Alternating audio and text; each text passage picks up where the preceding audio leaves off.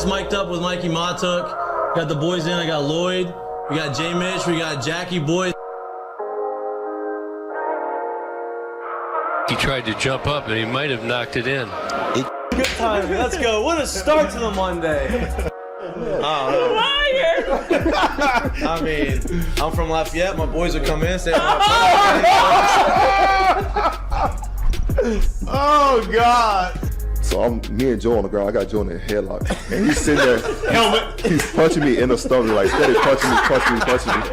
Here, and as everyone's sitting around, who here thinks Ovchinko can practice today after having 5 full beers? And he goes, Chad Jones, right? Chad's been with the team 6 minutes. For 7 minutes, right? Chad's like, no, man, I don't think Ovchinko can practice today. And I was like, I look back, I'm like, Jesus Christ, dude. I fucking saw you there. You were more fucked up than me. On the spirit plane had some issues, I think. She was sleep farting. You heard her or you just thought it was her? I sat right next to her. I smelled. Whoa. What was that? Time to start the show.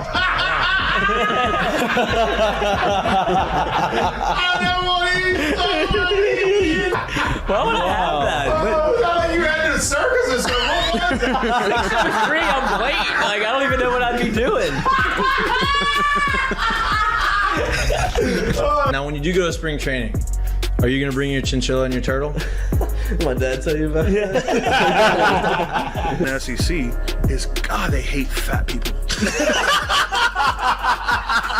I mean, I get crushed for that. You know what I mean? And it's like, come on, man. Hey, just the South, bro. You got a bunch of food down here. Like they're all fatter than I am. Players, look at Lloyd. You know what, Lloyd? You're looking for a recruiting coordinator, coach. I'm here. Yeah. He was like, I'll piss my pants right now. No way. We're wearing gray pants, long gray pants. He goes, I'll piss my pants right now.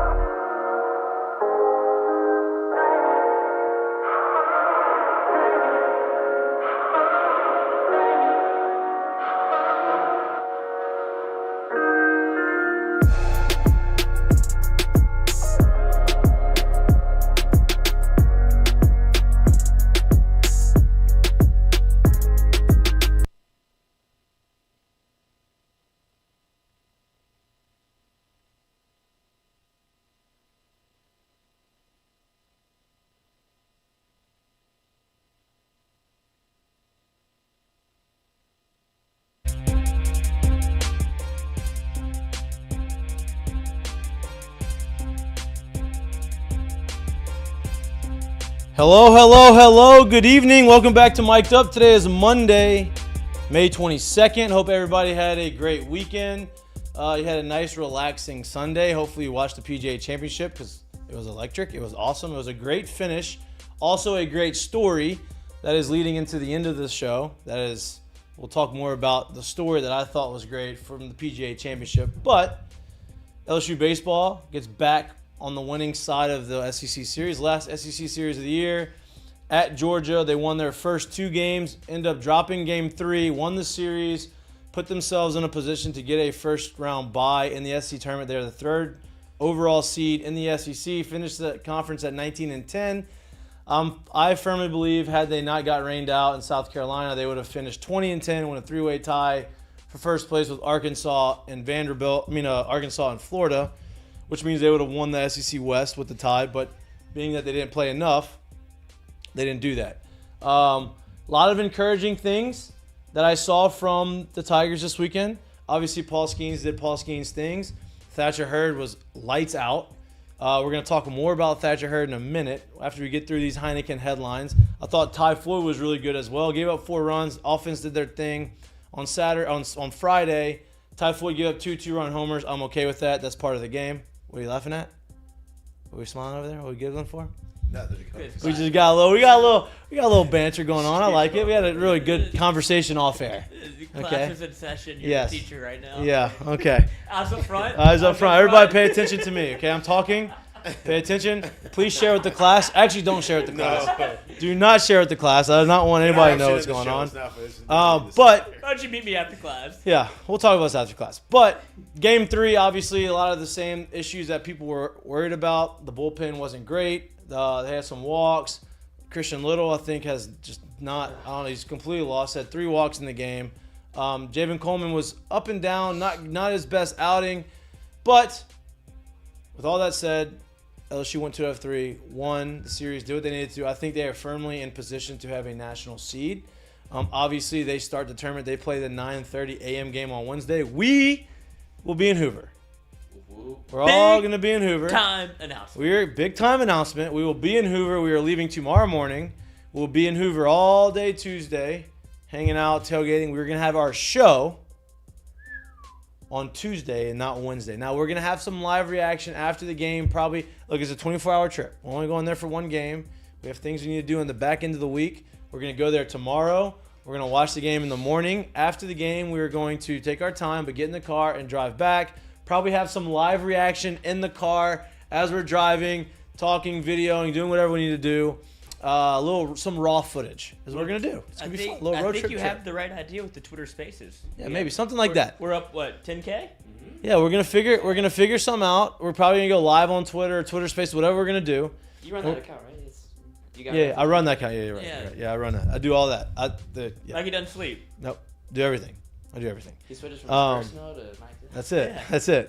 Back and But forth. we will be in Hoover. Hopefully, we're trying to work out some of the logistics. Hopefully, we are having our show on Tuesday from a tailgate. We've gotten invited. This tailgate is awesome. We can't wait to go there. Internet's going to be an issue. We're going to try to work through this internet thing. If we can get the cameras going and we can get this show going, we're going to have it from the tailgate. If not, hopefully it's from our Airbnb, wherever the Airbnb may be. But we are going to have a show from Hoover SC Tournament. We're excited to have that. Beauty of the show, we can travel wherever we want to go and give you the content that everybody's. It sounds like nothing could go wrong. Yeah, nothing can go wrong. Nothing could go wrong. I mean, kind of like your car today. That's the mistake of the day. Did you see his car? You didn't see his? It was on the other side of yours. Coach, I'm pulling. Can I say this? Absolutely. Okay. I mean, it was my mistake. So you know how when you park underneath the overhang, right? Like the little covered carport overhang thing, they have the yellow pole, the parking pole, right? So listen. So he's parked already. I show up early because I need to eat and we need to do something. He's in there. He's here. He walks out of the studio into his car. He sees me go here. He's starting to leave. He realized, well, I don't want to go because there's not a tight turn. I hear, doom, and I thought he hit a trash can. This man forgot he's next to the yellow pole, cuts his car to turn out the way, goes back, rips his front bumper off almost. Not good. Not good. It's one of the dumber things. Not I've done. good. I was trying to. I'll drive tomorrow. I don't think. Yeah, I have to drop my car off. Good Somewhere grief, else kid. or go to the. Are you kidding me? It was a calamity of errors. Like the timing was so bad. I was trying to hustle so he could get in. Then I realized if I backed out the way that I had pulled in. First things first. Did you double park? No, it was a good park job. Well, if I'm that close to the pole, I clearly am in a good spot. But That just means you. What I don't know how happened- far you were from the other spot though. That's. Coach, it was bad. I heard it sounded like I was like, did he hit a trash can? I'm like, no, there's no trash can behind him. I didn't even consider that. And then I walked out and I see him like this. He's like, oh no. It's been a bad weekend. Oh no, he hit the pole. In my head, I'm like, hit the pole. I pulled back and I see his bumper. I'm like, oh no. It's okay. You know, money's just money. You'll make Listen, more, or you won't be able to pay for it. It It's could one be of those worse. It could be worse. two. Yeah, I could have hit a cat. It could have been structural, not structural. It's just a bumper. You can fix that. Not going to be too expensive. No insurance. Good. If anybody in the chat wants to offer up their handy. Anybody have a body shop? If anybody has a body shop, we would love it. Look, we'll sponsor it. You can be a sponsor. Little trade off. Give you some shout outs for some work on Lloyd's car. Make a Wish Foundation. Yeah. Okay. But that just got me a little bit off rail. I just had to say. Oh, it was gonna be my it was my mistake of the day. You can still be your mistake of the day if you want. Yeah, I'll go take a picture and break. But I was trying to anyway, help. let's finish these Heineken headlines and we start talking baseball. We don't have guests. We wanted to have Jay Johnson on today. Obviously, he's not going to be on Wednesday because they have a game in the morning.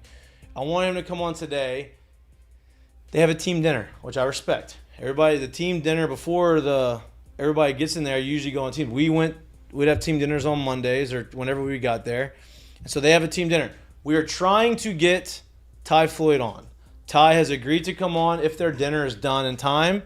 We will see. He said he's going to let me know. So possibly have him on from Hoover, talk about the SEC tournament, talk about the adjustments he's made, is what has changed and make him a little bit more consistent over the last 3 weeks. Because look, let's not forget, even though he only didn't make it through 4 innings 2 starts ago, he struck out 9 guys or 8 guys, whatever it was, and he only gave up 3 runs. He struggled after the balk and all that stuff, but he's pitched really well for the last few weeks.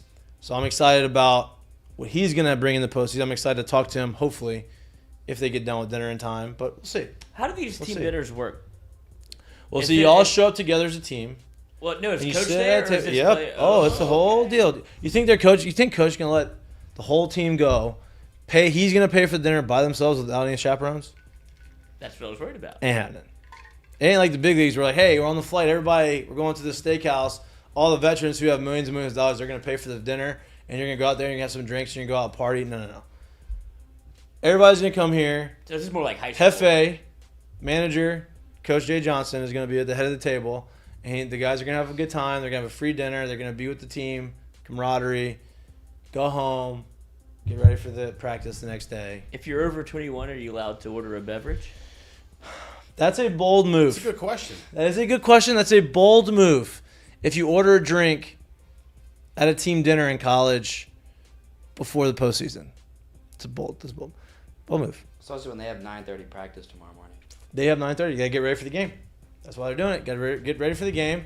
I would imagine that there's to be no drinks being served to the players, maybe the coaches, not Jay because he doesn't drink. He doesn't drink. But I know Jamie Tutko, who came on the show, he likes to drink a little bit.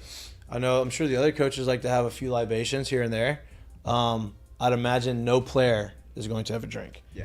If they do, Because I would. That's from when you get the Pro Bowl. That's not really. yeah, or when you win the whole thing. And you're drinking champagne as Coach Maneri is giving a speech, and Derek Helenihi won't shut up, and Maneri starts yelling at him to shut up, and Derek sprays his champagne in the air and says, "You're not my coach anymore. You can't tell me what to do." And everybody started laughing, and it was great. And Coach said, "That's a very good You know point. what? You are right. That's a very good point." Carry on, sir. Yep. Very good point. So that's when you can drink in front of all the coaches and have a drink. But it's a fun night because to me the SC tournament is one of the most fun tournaments to play in. You're going to get the best competition. Obviously, you're staying at a hotel that is connected to a mall, and there's a lot of things to do in the mall, and all the teams are in that hotel. So like everybody's walking in the mall, and they're like, packs of groups of friends, and you're walking by other packs of groups of friends of the other teams, and you're just kind of eyeing each other down, and you just whatever. The Vandy guys are going to be on one side. They're usually the weirder ones, and they're going to be doing their whole like quirky stuff, and then Book club. that's the way it works, which I think is great. All right, let's run through this whole thing. Mason Smith, fully cleared to go. I mean, the ACL surgeries now are unbelievable. The recovery time from the ACL surgeries are unbelievable. He's good to go. Now he has all summer, has all fall. I think he's going to be full go come football season. Football season is not around the corner, but kind of more around the corner than you think it is. You know what I mean? I mean, you have 2 months, and then it's August. Once it hits the summer months, it's Yeah, fair. once June hits, it's like, oh, It's fair for a countdown. Yeah. Yeah, for sure. You have 2 months of summer, and then once August 1st hits, like Fall camp's going. yeah, it's starting to go. But that's great news for LSU football. That's great news for college football in general because I think Mason Smith is going to be a household name in college football. NBA playoffs are in the conference finals. Conference finals have not been as competitive as everybody had hoped. The Denver Nuggets are up 3-0 over the Lakers, and the Miami Heat are up 3-0 over the Celtics. I think those are both. I mean, not both. I think everybody assumed Denver. I don't think they thought they'd be up 3-0. Miami is the 8 seed. That's obviously the big surprise. Jimmy Buckets is doing what Jimmy Buckets does. The Joker is unbelievable, and that's just what it is. Looks like it's going to be Miami versus Denver in the finals. I think one of these series is probably going to get a little tighter. I don't think they're going to go to Game 7, but I think someone's going to get a couple wins and then win in Game 6. But who knows? They may sweep. SEC baseball awards have come out. Paul Skeens, SEC Pitcher of the Year. Duh. Shocker. Dylan Cruz, SEC Player of the Year. Duh. Shocker. Tommy White, first team All-SEC. Shocker. Those are the only 3 on the All-SEC team. That's also a shocker. Shocker. I thought there was gonna have one or two on the second team, right? I thought maybe Jordan Thompson maybe would have snuck into the second team as a shortstop. I thought maybe Trey Morgan maybe would have snuck in the second team. Maybe Beloso sneaks in to the second team. I don't know, but nobody was there, which is fine. Jared Jones, first team freshman All SEC. Obviously, he's been kind of cold lately, but he's 14 home runs on the season, which, 14 home runs on the bench is nice. Yeah. It's nice to have. So congratulations to all those guys. Obviously, they're well-deserved, very well-earned. I'd imagine Paul Skeens and Dylan Cruz, definitely Paul Skeens unanimous. I can't imagine anybody voted against him for being the pitcher of the year. But, who knows? People do some weird things. And that is the end of our Heineken headlines. I kind of went all over the place there in the headlines, but that's part of the show.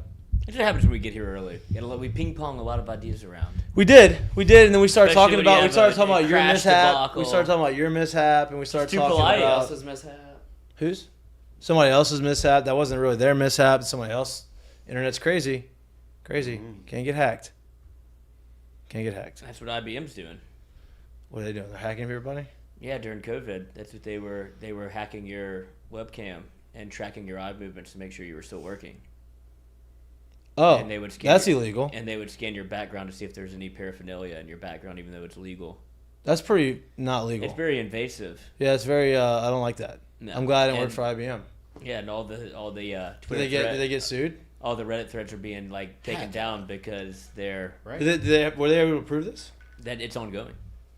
So there is a lawsuit. There is a lawsuit. Well, no, all the information is coming out, and they're all taking it down at the same time. It's like as soon as it comes out on Reddit, they're pulling it from Reddit. So it's very interesting to see that they were monitoring you the entire time. So probably monitoring who though? Their workers. People. IBM was just the workers. It wasn't like they were like. No, it's not. They're not looking for us. Okay, that's good.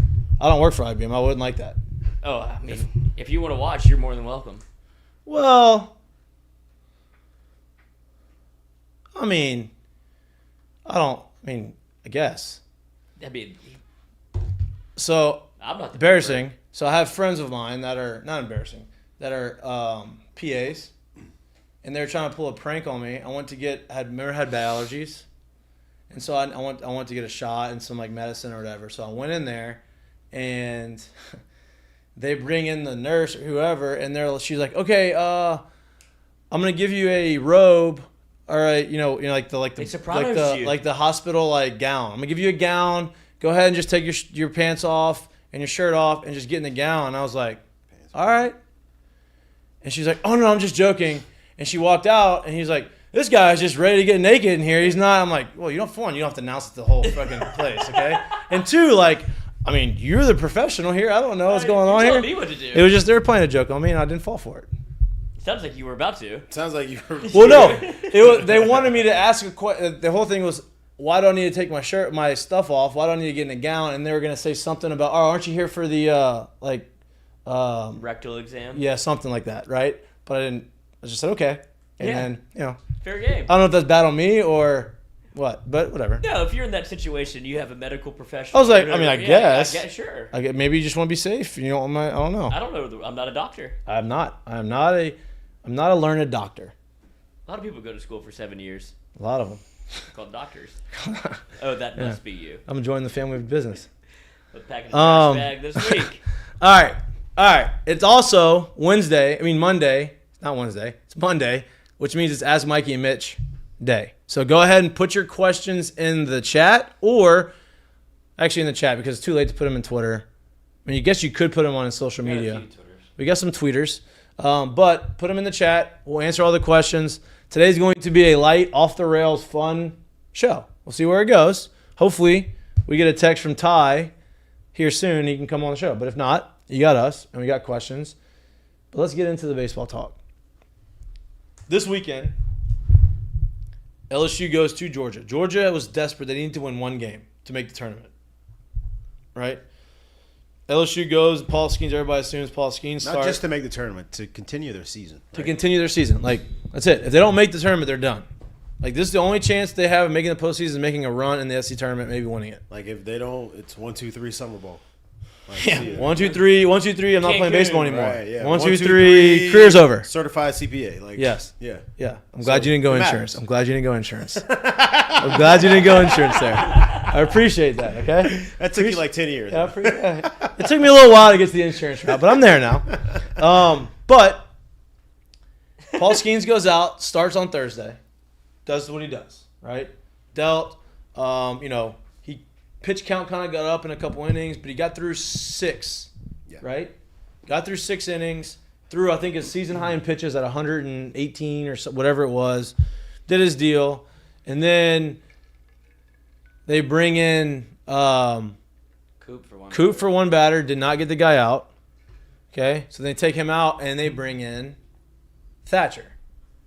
And I'm like, okay, this is it. Let's go all in to win this one. And then we got tie next. We'll figure out the next game. So Thatcher comes out there, and I thought Thatcher pitched very well. I really did. I thought he pitched extremely well. Gave up 2 solo homers in the 9th inning, and everybody's like, oh, here we go again. Bullpen's going to blow it. And yes, they did blow the game. But they blew it in a way that I'm okay with. He went out and challenged the guys, and both guys ran 2 fastballs at a Cracker Jack Stadium and hit 2 homers to tie the game, right? Thatcher did not walk didn't walk guys, did not give them free passes. He made them earn it by hitting homers. Those 2 guys that hit home runs don't hit homers. Like, I will take my chances with those 2 guys not hitting a home run. But they did it. And what did he do after they hit that second home run to tie the game? Struck the next guy out and then proceeds to go 3 more innings, right? 2 more innings. 5 total. He threw 5 total, but 2 more innings. No, 10, 11, 12. They won 12th, right? Yeah. 3 more innings, extra innings, and we end up pulling out the game and winning the game, and it's because of him. Now, he saved the bullpen for the next games because he only used 2 pitchers that game. Ty Floyd goes out the next game, throws into the 7th or 6th. Same thing. Goes through 6, finishes the game. They get through it. Luckily, it was 8-2. Ended up winning 8-4. Right? Did what you need to do, won those 2 games. Then you go to Sunday, and Sunday was a little bit, not great.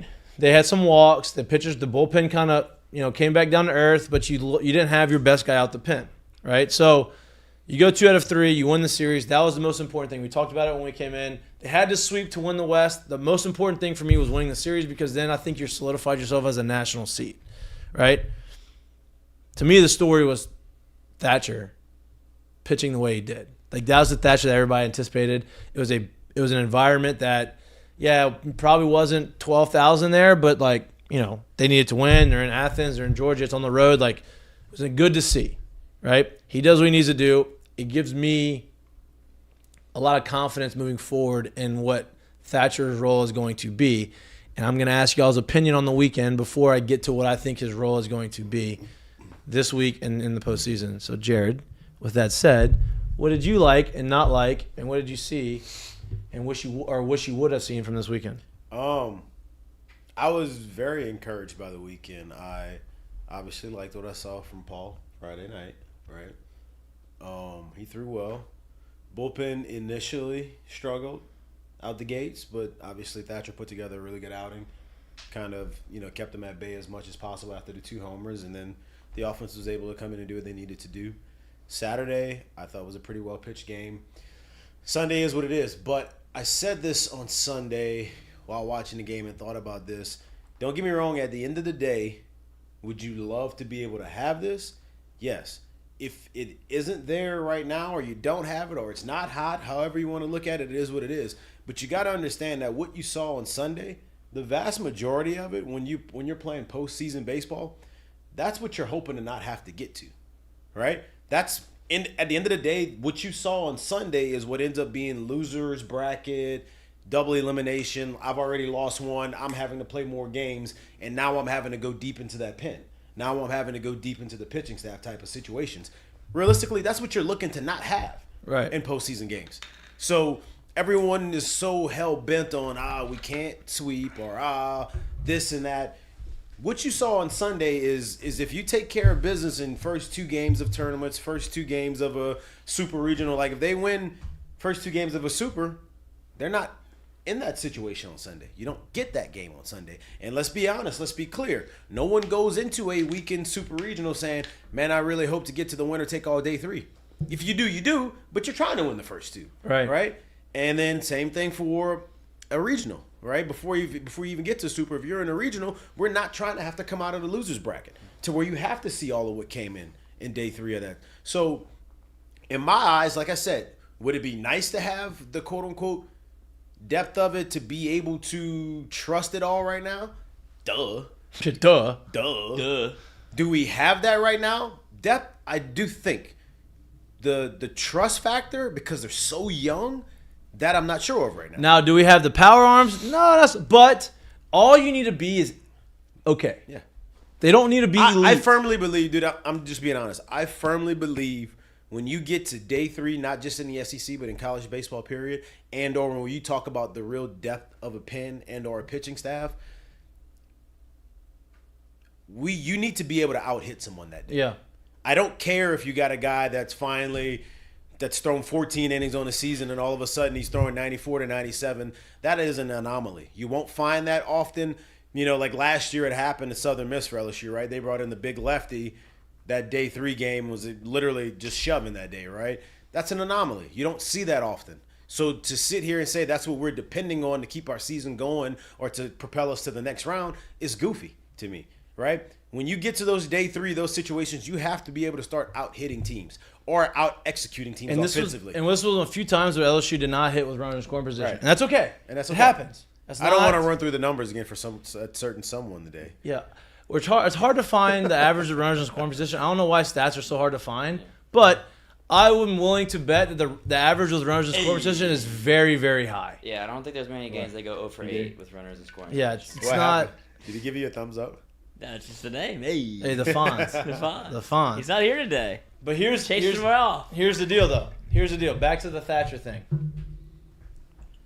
My prediction. So Thatcher got stretched out 5 innings. He you're gonna go there. I mean, I can't. I mean, it's unbelievable. Take a it's day. unbelievable. Take a day, Shaq. McGruber. Gruber. That's That's your fault. I mean, there's so many things that I know. No, that's what you say as a he pitcher. got extended. That is a pitching. I mean, everything. If I'm in Anyway. your brain, I mean, what do you mean? He went had multiple a innings. he had a lengthened outing. All right. So he threw 5 innings, and he obviously was built up before the year started to be a starter, and he kind of had his ups and downs. And they put him in the back end of the pen. He was pitched well in the pen. They tried to start him. Didn't pitch great. Well, he pitched 5 innings. I think, and I don't think Jay's come out with this. I don't know if he hasn't told me anything. I think Thatcher's going to start on Wednesday. I think Thatcher's going to start the 9:30 a.m. game. He's going to be the first starter in the SEC tournament. He's going to go out there based off of what he did in the weekend, based off of the confidence that he's built. He's pitched well over the last, 4 of the last 5 outings, 5 of the last 6 outings, whatever it was. I think he's going to get the start in the first round of the SEC tournament. Hopefully, he goes out there and does the same thing he did on last Thursday, to where he's going to be now the 3rd starter, like we all wanted him to be. That gives Paul the ability to pitch on Thursday, stay on his actual rest days, and now you have, hopefully you're 2-0 with Ty Floyd on deck with some days off, and you're going to put yourself in a position to be really good. I say this because if you have those top 3 guys in the regional, it's going to be hard to beat. Like, I would imagine Thatcher could start the first game of the regional. Then Paul, depending on how it's set up, then Paul throws the second game. And then you're hoping you're pretty much hoping you have Ty sitting there in a championship game. Yeah. And if not, and if you don't, we're piecing it together. And if you sweep, you win the first 2, then you have Ty, who didn't throw now. You don't want to not throw him, but now he's fully rested. And if it's a short turnaround where you go and you play that, you have to win 3 games in a regional, right? Or 2. Oh, the regional. I'm talking. Oh, yeah, I was talking about the Super. Okay, so So you have Ty throwing the championship game in the regional. Exactly. Yeah, Right? LSU softball. Gotta win 3. Yeah. Yeah, that's tough. That was a tough weekend. But my whole point is, having Thatcher do what he did is going to save the bullpen more than having him in the bullpen, if that makes sense. Yeah. Because think about it. We did fine in Ty's Floyd on Saturday on the second start. He went 7 or 6, and you only had to get 3 more innings, and you can mix. You have enough guys where you can do that. Now, when you have to go get 2 innings on one day, 3 innings on another day, and then 5 or 6 innings on Sunday, now you put yourself in a position where you're kind of running out guys you probably aren't confident in running out. But if you have 3 starters that are getting you 6, 7, you put yourself in a position. Like, I'm confident with Gavin Guidry out on the mound. Yeah. Like, I'm confident with him going out there and getting some guys out. All right? I'm confident with Javen Coleman going 2 innings and getting guys out. Right? Not having to stretch him out to 4 right now. I'm confident with, Griffin going out there and getting going 1 inning. You don't have to stretch these guys out as long as you have been. Right? You have them throwing 1 and 2/3, 2 innings max. Yeah. I think that sets LSU up Yeah. a lot more in the postseason. Yeah, I'd be interested to see if he actually is the game 1 of the tourney starter. But like you said, throwing 70-plus pitches the other night, going 5 innings, he is stretched out. So I wouldn't be surprised at all if it's not even the opener that at some point in the tournament he would get a chance to start or he would be a starter. But with that also being said, like, I guess from a mindset standpoint, I would rather him. I don't know if this is how they would think of it if they do it, but I would rather him. I think it would help build his confidence, continue to build his confidence, and I think it would be good for him and the team if he's the one opening a tournament as opposed to the possibility. And I don't think it's a high possibility, but let's just say they're 1-1, and now you don't want him at the clinching that game, and say it doesn't go good, and they lose that. So it would be a lot better for him mentally, especially moving forward, if he were to throw game 1 and it doesn't, if it were not to go great, it doesn't shoot him for the rest of the tournament. Right. As far as for how his mental aspect. I don't think that Jay, and I'm not saying he can't do it, but I don't think Jay wants to rely on Thatcher in a winner take all game because there's a lot of things to it. That's what I'm saying. Like, I want to put you in a situation where you feel successful and comfortable. Right? I don't want to put you in a situation to where if the shit hits the fan, you now think it's your fault, and you now think that everything else is over or whatever because it's you. Right? That doesn't help. That won't help them going to a regional, to a super regional, to a College World Series berth. That won't help them every other time he's got to get on the mound after that.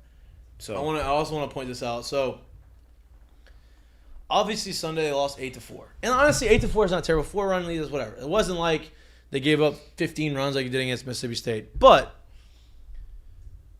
let's not discount how good the pitching was on Thursday and Friday. Now, I know they gave up 5 runs to Georgia on the first game and 4 runs in the second game, but the runs basically came off homers, right? And, like, who cares? Homers are going to happen. I looked at the numbers from 2009. Lewis Coleman gave up, like, 17 home runs that year, right? Majority of those were solos. Like, I thought it was closer to maybe 21. 20. Maybe 21. Ronaldo maybe gave 17. I thought so, yeah. I thought so. But my point in saying this is, who's the guy? Who's the freshman, the redshirt freshman from Georgia who has hit 400 with Condon? Is it Condon? Charlie Condon, right? So 6'6", redshirt freshman, was hitting 415 or 420 going into the series. He had 23 or whatever homers. One of the best hitters in the SEC. SEC Freshman of the Year. SEC Freshman of the Year. Going into Sunday, he was 0 for 11 or 0 for 12 in the series, right? Non-factor. That's their best hitter. He's hitting 400 on a team that's not winning a ton of games, so he is the guy in the lineup. And so to go 0 for 12, now I know he hit a home run on Sunday, whatever. He's a good hitter. But going 0 for 11, 0 for 12, up to that point, like, that's really, really, really good stuff there. Like, that is ace stuff from your ace. That's unbelievable stuff from your number 2, and that's a lot of your bullpen coming in there and shutting him down too. Like, that, to also me, a good game plan from West. Shows a lot, and also a great game plan and great execution, right? The other thing that I saw this weekend that I loved is, boy, Hayden Travinski's a real deal. Holyfield, huh? One, his homers. Best bat drop in the league. Guy knows it front side, back side. In the league, dead dude. center. Hey, if he's on the barrel, that thing's coming off. And it's dropping it, and it is nice. It is. It's nice. No bat flip. It's the bat drop, and it's nice.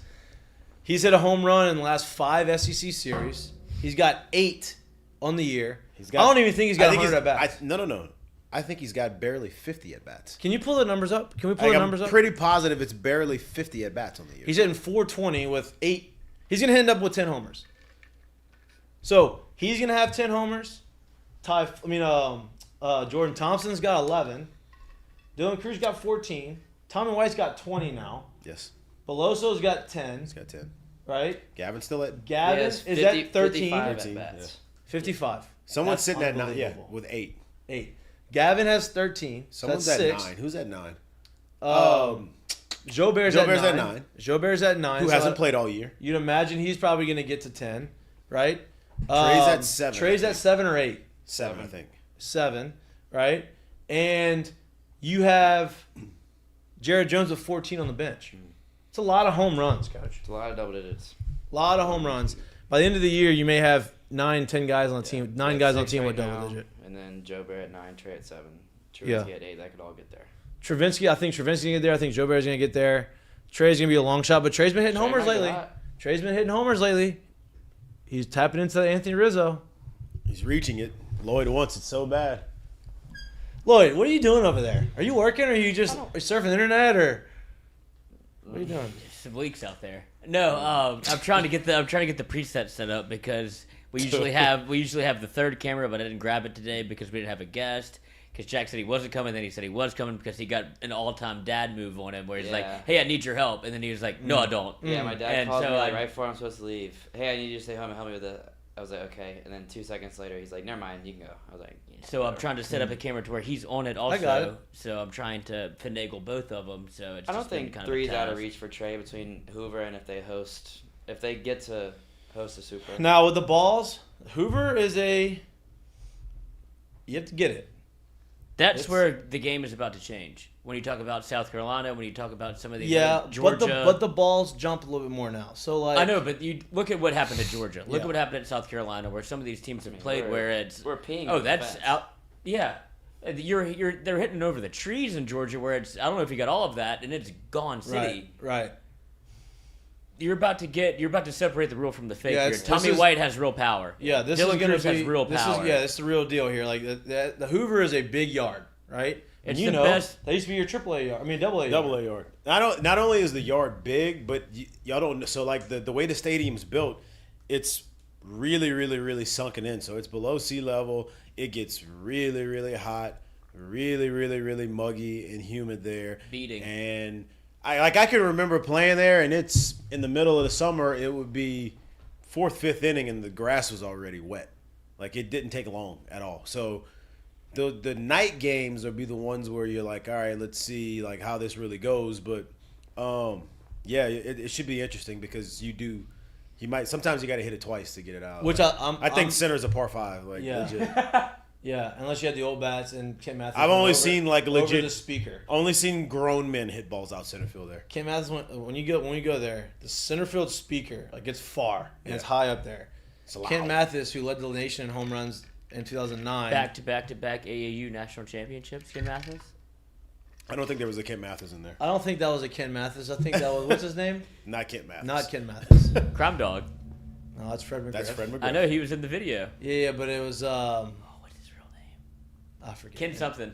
It's not Kent. It's not Kent. You're thinking about Kent Murphy. That's not the person. Gone Kent Murphy's forever. the personality on Twitter, on Instagram, or whatever. Anyway, there's a speaker in center field, and Kent Mathis went over the speaker into the trees. Like, it was a bomb. Don't see that often. Tom Amansky. Tommy Mansky. Yeah. Not very close to Kent Mathis, but good try. They're both singular names with a Tom Umansky. 2-syllable last name. Oh, Amansky. That's 3. We're close though. That was a good stretch. It's okay to say, you know what? I messed that up. But anyway, it's a bandbox. I feel very confident in Ty being out there, right? I think that gives pitchers a lot more confidence to go out there and say, you know what, I can execute my pitch and a ball is not going to get hit over the fence that probably shouldn't be over the fence. And so, Ty gives up a lot of fly balls. I think that's going to be good for him. I think that'll maybe calm Thatcher and say, you know what, I can just go and feed this thing, and they're not going to just be able to hit a ton of homers off of me. And you have guys in the outfield who can run and go get it. And I think that's a good sign. Do you think that plays into who you put in right field at all? No. Obviously, Joe Bear has been swinging but But Pearson is hot Pearson, too. but and then Paxton Kling, the way he's able to track down balls, like you're going to see some defensive replacements. You're going to see the defensive The replacements. defensive for sure. replacements, yeah, but not the lineup. Not in For the sure. lineup. I think. I don't think so. Look, I mean, he's got Pearson, he's got Jobert that he can play in right. Obviously, you can play Paxton Kling in right. Then you also have a DH spot that you would imagine is going to, if Travinsky's not catching, you'd imagine it's going to be Travinsky, which almost got us. Like, we talked about this talked heavy. about it. And listen, I'm not on this We coaching talked staff. about it. I'm not We a part of talked this about it. coaching staff. I know that the thought process went through their This ain't head. gonna happen. There's no way it didn't. And I know as soon as they saw Milazzo go down, they went, oh my God. This is not what we wanted. This is not what we wanted. This can't is happen. literally the last thing we wanted. Jared, did you bring your gear? Because you may have to catch today. Yeah. Like, that's where it was. He had shins on in the dugout. Like when Well, so he's Well, so there- yeah. I mean, yeah. So our point to saying this is if you have two catchers that are healthy, and you're starting one behind the plate and you're DHing the other one, and one of them gets hurt and the catcher gets hurt, then you're making me dizzy. I know, my bad. And if the catcher gets hurt and you have to put the DH as the catcher, then you lose the DH and now the pitcher has to hit. Right.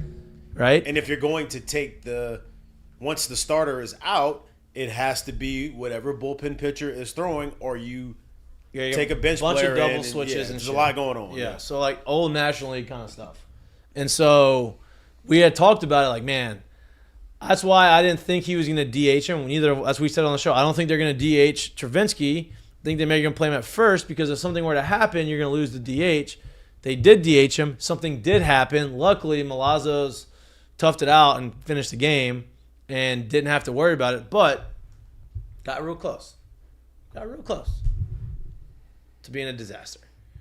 And what I feel like Cade is probably better suited for the DH role. Jordan Thompson made a couple of unbelievable plays at shortstop, but some of the throws were. And Tommy White made one too. Exactly. But if I had to guess, I mean, if I had to guess, the lesser of two evils. No, if I had to guess, like, I'm sure that thought process came into play, and it's pretty obvious to me that they feel Cade is a better first baseman than Travinsky and or Jobert, which is why he was there. Because if not, then you wouldn't even risk that being an opportunity where catcher gets hurt, DH gets burned, and that's a thing. So I would imagine that thought process has already happened, and they felt that he was the best one. Now, plays could have been made better. I'm sure he's made these plays in the past. I'm sure he's probably working on these plays right now. It is what it is, but I'm sure that thought process was in there. Oh, I'm saying some of these throws weren't even close. Like, it wouldn't have mattered who was over there, but I feel like they're so used to throwing to a bigger target, whether it be Jared Jones or Hayden Travinsky, where you get your eye line back on the first base. You're like, oh, I've got a smaller window here to throw toward. But it makes me wonder: is there a world where you put maybe Pearson in right, Jobert in left, or Pearson in left, Jobert in right, and you Trey's in right. Trey's in left. Trey's in left. and then move him to first. Trey's in left. Trey's in left until we start making defensive Because you need replacements Travinsky late in the game. lineup. Yeah, that bat's got to be in And the lineup. and they want Cade in the lineup. I mean, Cade say- has 11 homers. Yeah, I say that bat. Those bats have to be in the lineup. So Trey's going to be in left until you're playing with the lead, and there's defensive replacements that happen late. And like by putting Travinsky in the lineup, it changes the lineup a lot because he's a terror. Well, he's a terror, but two, he's hitting 4-hole now, and now you don't have to worry about you have protection behind your top guys. Now, obviously, they moved Dylan and Tommy up to 1 and 2, and they have Trey hitting 3. Right, that's what they were the last few games, right? Yeah, Trey was hitting 3. And then you had Travinsky at 4. But even if you have, Trey hitting leadoff or second, you have 2-3 like you had with, or 3-4 like you had with Tommy or Dylan and Tommy, and then Travinsky. Travinsky protects both of those guys, right? Because now obviously Tommy's going to protect Dylan, but Travinsky is now going to protect Tommy because we've seen it. You had guys on third base with 2 outs. Both of them got intentionally walked to get to whoever was hitting at that spot. Now, please do that because You're not gonna Babe intentionally walk the Babe leadoff Ruth's hitter. going to hit a grand slam. That's just wait. And he's going to drop the bat, and he's going to look in the dugout with his mustache at 6'4", and he's going to run around the bases, and everybody's going to be like, damn, We shouldn't have did that. we shouldn't have done that. I'd rather give up the 2-run homer than the grand slam. And How much do you think that the lineup change to put Dylan Cruz at the top of the lineup has helped him almost mentally to where they have to pitch to me? You don't want to give up a leadoff walk to start a game ever. Well, it's not even a have to now. He just knows he's going to get more. Look, at least at the end one of the or day, two. yeah, at the end of the day, they can switch it around. But I think what we were seeing was people thinking that, all right, if just Tommy's behind him, we're not, for whatever reason, that afraid of the other guys after it. So guess what? We'll keep pitching around him and let Tommy just do his thing. Now, when you move him up, not only, like you said, is he leading off, but now you've inserted a Travinsky higher into the lineup. You've also put Gavin back in there as with a professional at bat as another protector. It makes you have to pitch to him. Yeah. More. It does. It does. What do y'all feel about the whole like pinch hitting Gavin to bunt? My only guess is the things that I said in the past were, if you were going on the numbers of just SEC Just play, straight numbers. I get that. straight numbers of SEC play, if that's what the majority of your decision is based off of, okay. But like the big moments, like He's been a big He's moment come guy all through, year. right. I agree. So I agree that, and like I said, maybe in that spot they were just like, hey, look, this is what we need. This is what we want. We're playing for one. We're not ended playing up working for out because he ended up walking. I He think didn't he even walked like him, yeah. But I just thought that was interesting. It was. You know, like you put him in a bunt, and then he ended up getting a base hit. That was the first base hit I think I've seen him get in 3 months. For a while. I mean, he doesn't get him many at bats, so like, Yeah, I'm not like knocking the of kid, course. you know. Yeah. But look, Jay made some moves, right? He tried to tweak some things. I think the pitching staff in the bullpen is what it is. Like, these guys need to figure it out, and this is what you got. Like, there's not gonna be a magic bullet and like one Just guy. coming on, man. Those Yeah, kids, you they're just coming on. gotta like throw, and you have to pitch to what makes you good. Can't try to do too much. And the most important thing is just throwing strikes, man. Like, if you're gonna get beat by getting hit. I'd much rather that than get beat by just putting guys on base and giving up a 2-run bloop double instead of having, guy trying to hit balls in the gap. That's my thing. But I'm excited about Hoover a lot. I'm very excited about Hoover. I love Hoover. Postseason baseball's here. Yeah, Huh? it's here. I It's here loved for it. him. I loved playing in that tournament. I loved just like the atmosphere of it's a big stadium. The night game atmosphere of the tournament is special. It's competitive. 9:30 Every team hates a.m. each is other. just hot as shit. Yeah, brutal. Yeah, brutal. but the night game atmosphere is. You know what else is brutal? When it rains out and you have to play a doubleheader and you finish against Georgia at 11 p.m. and you have to play the next morning game. Yeah, those are not fun either. They have the first. Was it Jordan Beckham? Who was there? Gordon Beckham. Gordon, no, that was before me. That was the year before that. That was 2008. Yeah. Yeah. My first year there, I had 11 hits in the SC tournament, all singles.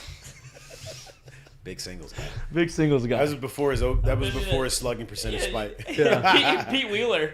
Yeah, all Single and singles. steal. All singles. Really nickel and diming you.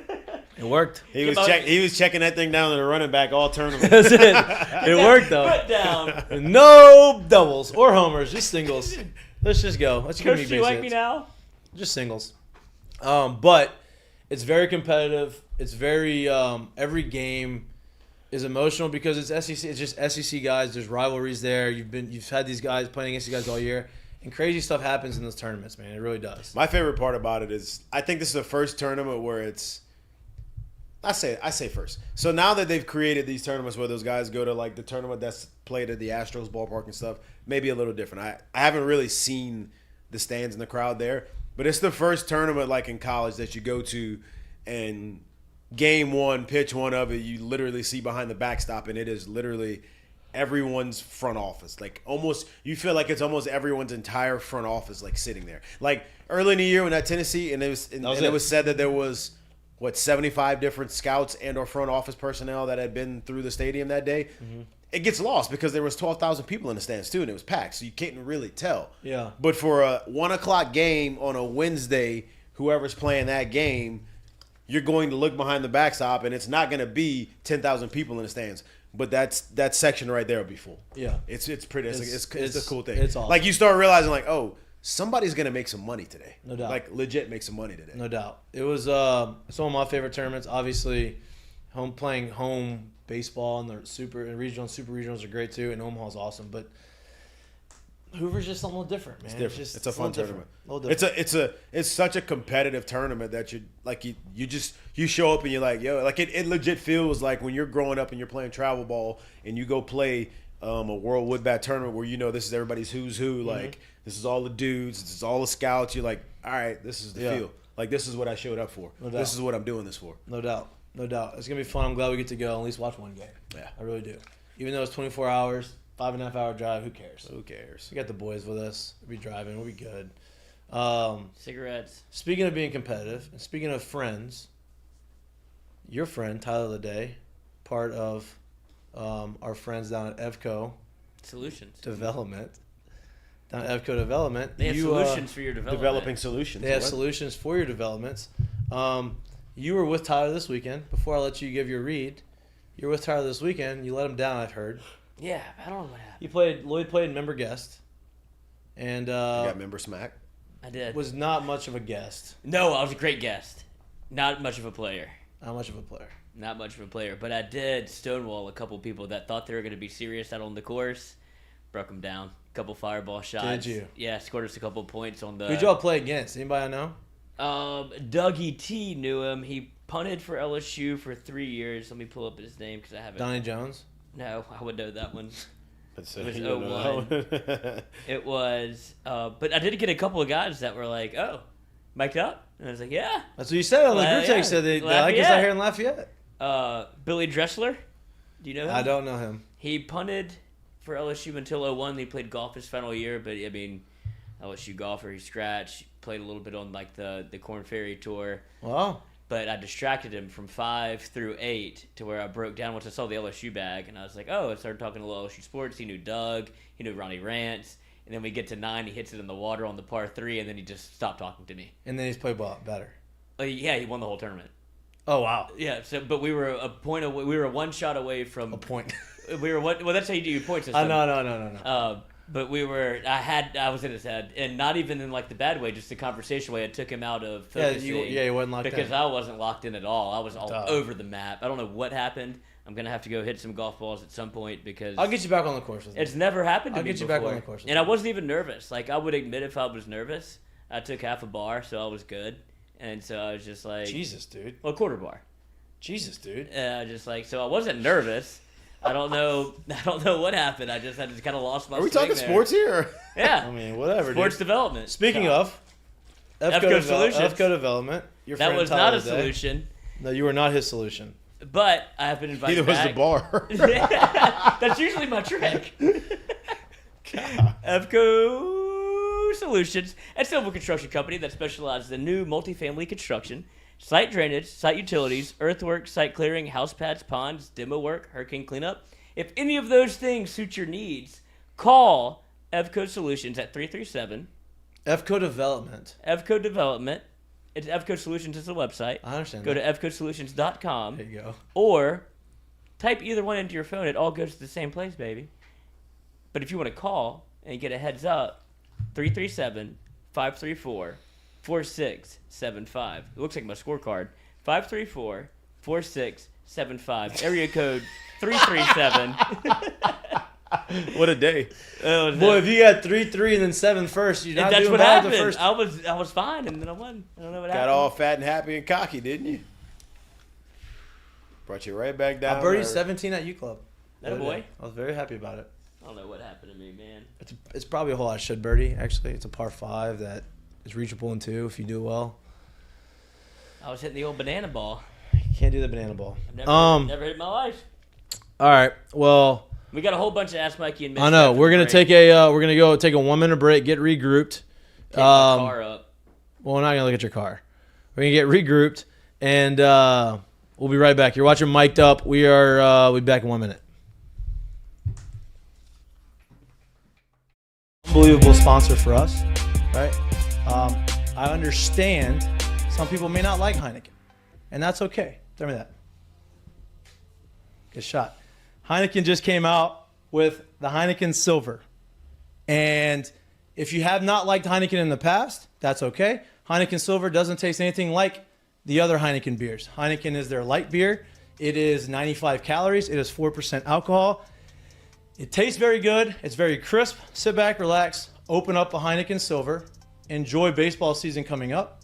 Enjoy the LSU Tigers. Enjoy some women's basketball. If you're watching it at home, pop open a Heineken Silver. Because I'll tell you this, and look, Heineken's a sponsor of us, and I am very happy and honored that they are a sponsor.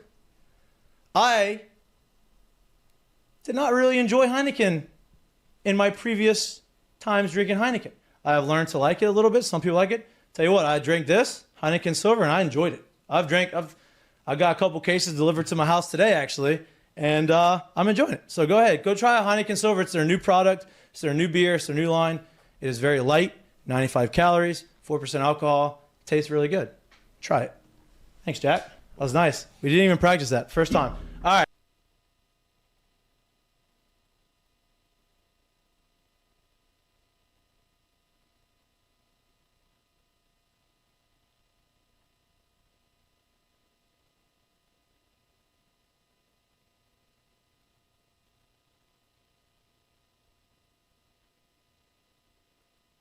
Those are your Heineken headlines. Heineken has been an unbelievable sponsor for us, right?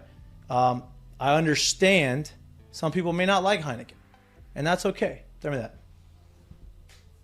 Good shot. Heineken just came out with the Heineken Silver.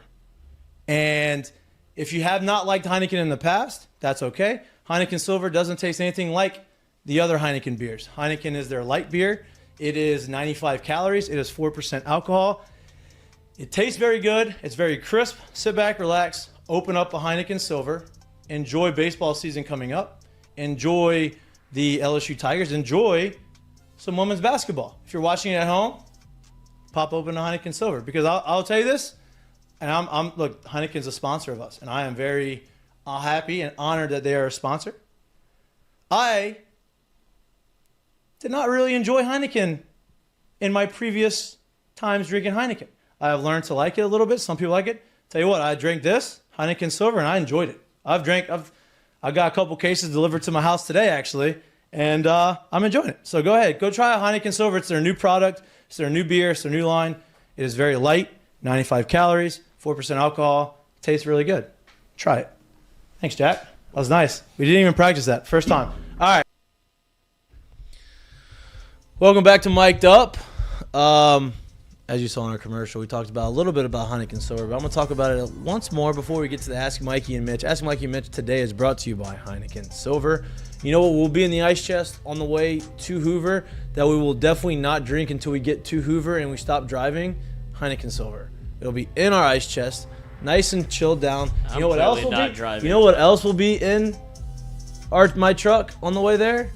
Is Lloyd's funnel that looks like it has a bunch of schmigma. Oh, schmegma. Hopefully, Schmegma on yeah, it. hopefully Lloyd. You probably should clean it a little bit before you get in there. Not we. Yeah, Lloyd's cleaning. Yeah, Lloyd.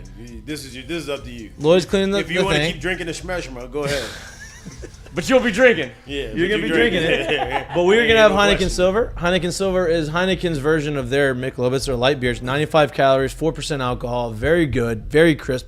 And if you don't like Heineken, go ahead and give Heineken Silver a try because it is not like anything else they've made. It is very good.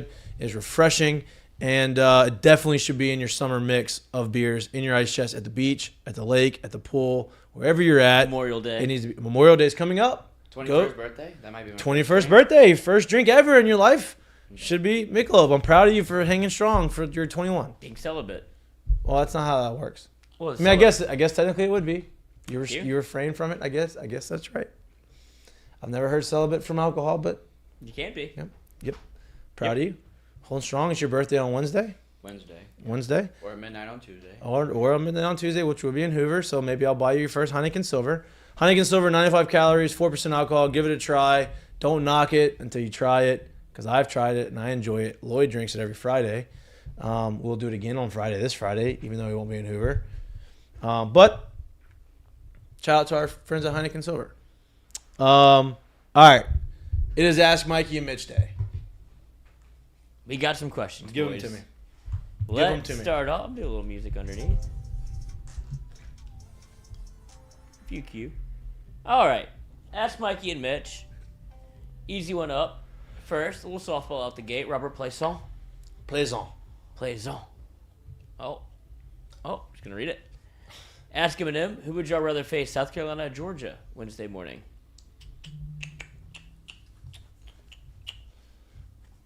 Give me Georgia. I feel like South Carolina, when they put it back together, is more formidable. I would squad. rather. The only thing that worries me about Georgia is you just played them, so they're pretty familiar. I know it doesn't really matter that much, but like they've seen the guys again. You don't want to see them there. I'm gonna take our chances of seeing them more often and coming out on top than theirs. Yeah. That's what I would take. You know what? I'll And- take. Honestly, I think I'd rather play South Carolina right now.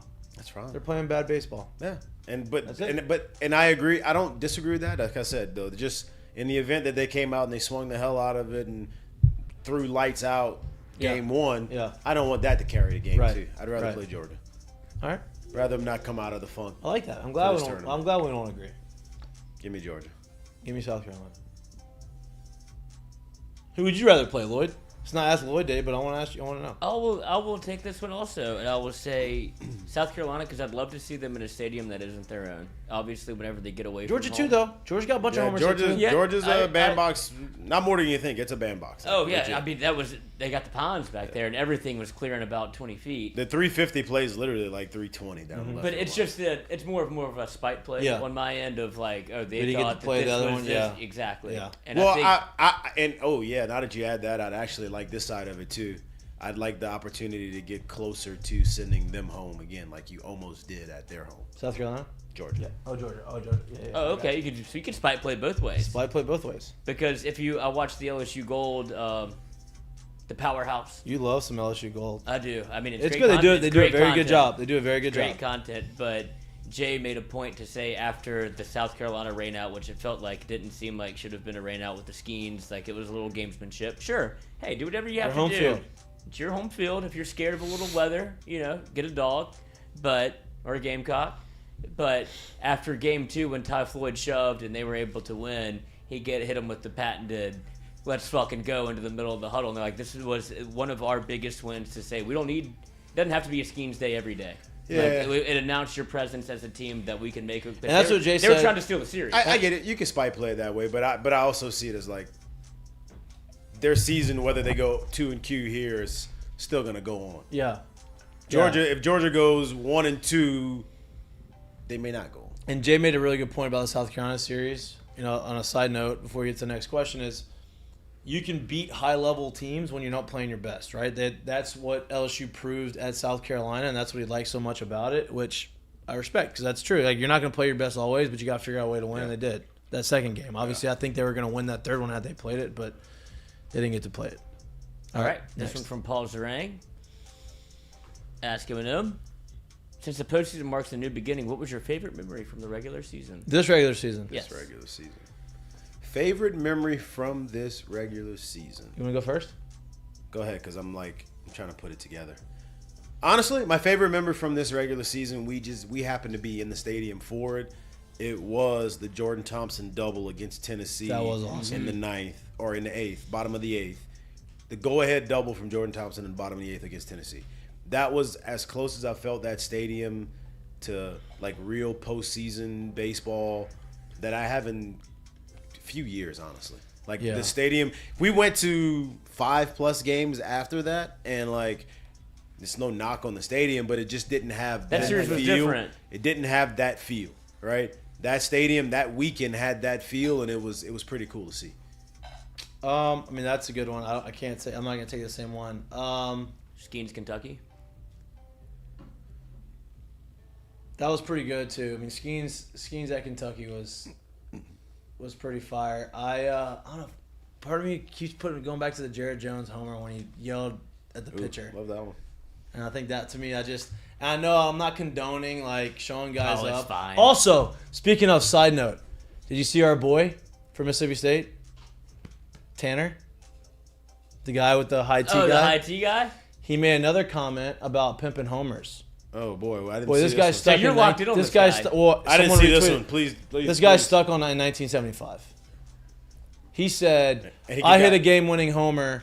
He goes, "I hit a game-winning homer Against Virginia. and against Virginia and Omaha And you know what I did? I put my head down and ran around the base because Michael, whatever, the guy who runs this stuff for D1 Baseball, put his hard-earned blood, sweat, tears into this season too, and it's not my place to show him up. Hey, and so let me just sidebar that whole comment about that thing because I want people to understand at least There's a difference between showing someone up and fucking. I need people to understand at least where my mindset comes when it comes to celebration. Okay, I think all four of us right here can agree that football and baseball are not the same sports, right? Like one's a little more, if you will, look at me than the other, right?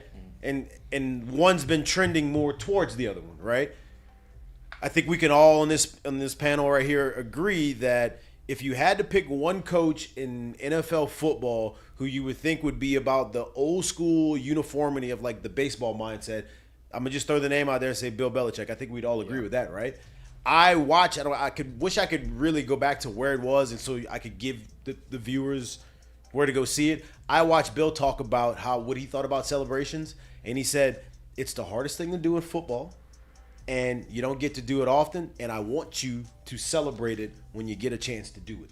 So if Bill can say that about it, I kind of took that same mindset to baseball in the sense of, man, it's really hard to hit homers and get hits. Especially in big moments. And do all these things.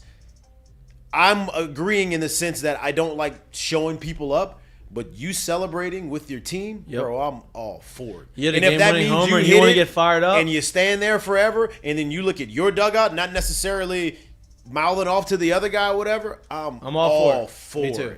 All for it. Me too. But that was just a sidebar. Honorable mention for the moment is Dugas's Grand Slam at South Carolina that we. Oh yeah, big one. That one was a good one. Big one. Or that's a good one too. Or Texas. Yep, there you go. That's another honorable mention one. Yep. Because that was when I kind of felt like, all right, we're seeing something different, right? Because like that's early on in the season, you've seen a lot of blowouts, you've seen a lot of big wins. This was the first tight game. 0-0 into the top of the ninth. And that happens. Like, okay, here's a different team. They're finding ways to win in all kind of ways. So yeah. Also a personal one because I was in the stadium for it when they were chanting Tommy's name and he hit the Grand Slam against Arkansas. Oh, that was electric. Game 3. Too, yeah. Awesome. It's been a great year. It's been a great year. Don't end it already. Let's not. It's a great regular season. If you listen to everybody else on Twitter, it's been. It's bad. over. There you go. Yeah. They're not gonna make it out their own regional. Tough year. All right, next one up. On the same subject. Most wins since 2015. What happened then? I don't know. Not Omaha. Here you go. Omaha. Did they get to Omaha in 2015? All right, next one up from James Bond. Asking him, how hurt do you think Dugas is? He is putrid at the plate, Jesus, and can't raise his arm above his shoulder to throw. I didn't read the whole thing. You don't sound very happy with him. I don't honestly. I don't know how hurt he is. He's playing through it. What do you want him to do? He's battling through it, and look, he's gonna have some couple off days now. Hopefully, he doesn't re-aggravate it. You get through the tournament. Listen, if LSU goes and wins a couple games and then loses out in the tournament and has some extra time off, that could be maybe not the worst thing for them. To get healthy and get some guys that are banged up. No, I know they'd rather go out there and win. I think he's okay. Yeah, but I would think this. So here for me, when I watch someone, so I guess in my mindset, when it's someone's playing with injury, and then when the whistles blow or the ball gets dropped or whatever it is, when you start a game, if I can't visibly, literally like watch you and see you laboring through something, then I don't consider you hurt. I consider you really where everyone else is. Nobody's 100%. So to me, when I watch him and I watch him throw, I guess if you want to say sidearm or whatever, I haven't seen him in situations where he's needed to come above the shoulder and throw an absolute missile. He's playing second base anyway. You don't really need that, right? I haven't seen him trying to shake out his shoulder after a swing. So how hurt is he? I don't know, but I don't see him as someone that's laboring. Right. So I think he's fine. Yeah, I think he's good enough to play. Let's just put it that way. I think he's good. I think those things, when you're asking about how hurt someone is or how healthy they are at this point of the season, I think if you think he's below 100 and he's good enough to play, that all comes into, in my mindset, the luck factor, the stuff you don't control, like whether or not my guys are healthy at the end of the year. Right? Like we didn't know how hurt Jordan Thompson was all year. That played a part in how they played all year. And now you're seeing a healthy him, and you're like, oh shit, it's different. Right? So like that to me is that's kind of how it goes. Speaking of Jordan Thompson, there's some infighting amongst the chat. Dave Vendeur, who said he's been coaching for 35 years. And, I mean, of course, who knows what you were coaching. Dave Vendeur, been coaching for 35 years. By the way that Thompson attacked, I guess I'm trying to remember the at-bat. Thompson's baseball IQ is 0. Example, down by 4 runs. First batter walks on 4 pitches, and he hacks the first pitch out of the zone. Has happened several times this year. And he's saying he'd be running polls for a week. His baseball IQ is 0. Everybody's saying, well, who are you to say that? And he's saying, well, I coached for 35 years. I have multiple rings to prove it. We don't know if this is true. I Googled them. Can't find anything. But my point is, I feel like there's a time and a place for a player to be aggressive. Want me to take it or not? Yeah. You got it. Okay. Dave, I appreciate you putting that in the chat. That's very good. We appreciate the interaction. I will say this in the sense of, though I do not think you're necessarily wrong, I do, and I don't know where you've coached or any of that, so I'm not saying that you've only coached at a certain level, but what I will say is that I personally believe once you get above high school ball and between coach and players who have trust in a relationship, and if they built it over time and they explain stuff and they've talked about stuff, there is certain times I'm okay with watching someone swing 0-0 after 4 straight balls. I don't know the exact time that you're talking about, so different. I'm not saying that you're wrong. Game. Even I still can't go back to it. Like, I literally don't know the pitch sequence and all that stuff. So I'm not saying that you're exactly wrong at all, but I do think you're wrong in the sense that he has 0 baseball IQ. May not be the play that you wanted, or may not even been the smartest play. There could possibly been Jay literally sitting there being like, "What the hell are you doing?" That's possible. But I will remove myself from thinking he has 0 baseball IQ. I'll just say that. Listen, not all 4-0 walks are the same, right? I agree with you in the sense of, hey, sometimes based off of what the pitcher's doing, if he's kind of been erratic, if he doesn't have a clue where it's at, not have any idea, maybe take a pitch. But if he's kind of just missing and he's not, like if he's just think of it this way, and this is why I say like situation, like if he's just missing. If I got a pitcher that's just missing and I'm a lefty and Aroldis Chapman is the guy that's throwing and he just missed barely 4 pitches to a righty and walks him, am I just supposed to say, hey, if I get 1-on-1 right down the middle right here, I'm going to take it? Now, do I think you should swing at anything? No. If he swung at a bad pitch, that's on him. Right, yeah. But you hone it and you say, okay, I am looking at this one spot because what does a pitcher want to do after throwing 4 straight balls? Throw a strike. Desperately wants to throw a strike. So he's probably going to try to throw it over the plate. Yeah. Not going to try to be perfect with it. And that may be the best pitch hits you get all at bat. Now, obviously it wasn't if you said it was a ball. That's fine. I get it. It's his fault. Doesn't mean he has a 0 baseball IQ. You just mean just swung at a bad pitch. Right. Let's not be so quick to judge on some things. For coaching, after coaching for 35 years, I'm sure you've seen some kids make mistakes who are very good players. Right. Clearly, you made them run. Didn't want to make that mistake. But you're running polls if you do. No matter if you're top 5 round pick, and probably in the Major League Baseball draft. Once you get to stepping. Nobody's above polls, Coach. No, I've run them too. I had to run them too. I had to run them too. A lot. Oh, we know you did. I'm sure you did. We know you did. I liked them. Next. Ask Eminem from Nayland Harville. What do you think the starting pitching roadmap will be for the SEC tournament and then the regional? Kind of spoke on this a little earlier. Mm-hmm. Yeah. I think the SEC roadmap in the SEC tournament is going to be Thatcher on Wednesday, Skeens on Thursday, Ty Floyd after that, and then you just figure it out from that point. Because if you win 3 games, you're in the finals, right? If you go 3-0. I think. I'm not sure. And you got to lose 2. Yeah. Yeah. You have to play a 5th. Yeah. My guess would be somewhere between. Do they want to go that far? If you go that far, you want to go that far in 4 straight. You don't want to go that far and keep throwing. We gotta do that. Nobody wants to do that. We did. Nobody wants to do that, except somebody who's literally, if they don't win the tournament, they won't get in the tournament. Yeah, right. Like nobody really wants to play that because it's such a quick turnaround too. And this is just kind of dovetailing off of this question from my own personal mind. I guess I'm asking is if they do lose the first game, do you think that there's Skeens is still throwing? Yep. Okay. Yep. That was gonna be my. They're gonna question. win the second game. Yeah. And Because what we're not gonna do is take the chance of somehow not winning the second game, and now Skeens doesn't throw for 2 weeks or a week and a half, or whatever you want to look at it. Okay, so You want to keep him on schedule. Yeah, even if that happens, you win the second game. You're not going. Ty Floyd's throwing the next one. 100%. Okay. Because we're not taking a chance of him not throwing a week, Right. especially Well, here's after the what he deal. just Because did. it's more about keeping them on schedule than winning. But it's all. But It's all about you. you. It's about keeping them sharp, dude. Baseball's all about. It's rhythm. about sharpness. Absolutely. Yeah. Now, if he was banged up and he had injuries, but he doesn't, right? Yeah, so, yeah. think like sometimes a regional is Saturday, Sunday, Monday, right? Yeah. Sometimes super regionals are Saturday, Sunday. Sometimes it's Friday, Saturday, Sunday. So, what if LSU is the Saturday, Sunday, Monday regional? Right, like that gives, and Paul doesn't pitch on Thursday. Now Paul's hasn't pitched for 2 weeks. Can't do that. The only reason for asking the question was of the other 10 players. Plus, I want Paul to break the strikeout record. Yeah, of course, we all do. Except for, I think even Ben would say No, he Ben wants won't to. probably. For Ben the other said he 10 wants players it to because what? that means they got to Omaha. Right. Yeah. For the other 10 players to what? Your reason for asking that was Because it just feels like they've kind of hit a wall, and if you want to keep playing back to back to back to back, it seems like they've been due for some rest. And if you're, but listen, when you're in the thick of you want to win. no, you want to win obviously if you go out there, but like how many times does it bit the other team in the butt when you watch series end early in the Major League playoffs and that team that sat and didn't play for a while ends up down 2-0 the next series? When you're not getting the reps and you're not playing and it's not constant, more than what people think, like that hurts you a little Well, bit. here, think of it this way. Let's say they go to the finals and win on Sunday.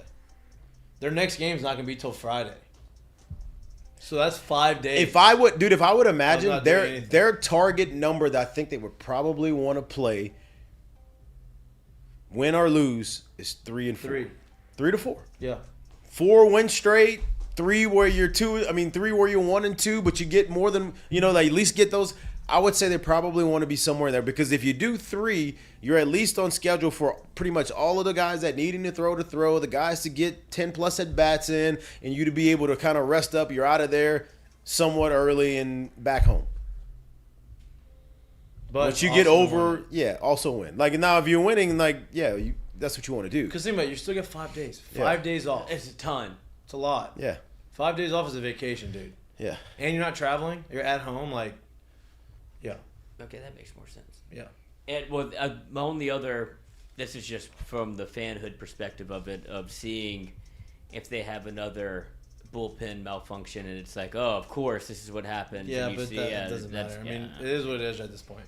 How are you gonna fix a malfunction? Not by not playing, coach. Yeah, that time off. Boys got to get out there and figure it out, coach. This is what's gonna have to happen. So Speaking of, and no slide toward Christian Little, this is from Colin Christian. Asking him, how many more chances is Jay going to give Christian Little? Seems like he has more walks than outs recorded recently. Somebody who was very sharp early on. So I'm about to say this, Because in there. Exactly. The one thing you start to, I guess, notice about college baseball that sticks out from professional baseball is there is no call-ups or send-downs. There's just sit-downs. There's not another Christian Little that hasn't been dressing all year, pretty much, if I had to guess. If You can't he's take a guy off the roster and add someone to it. not exactly. It's in there. It hasn't been present lately.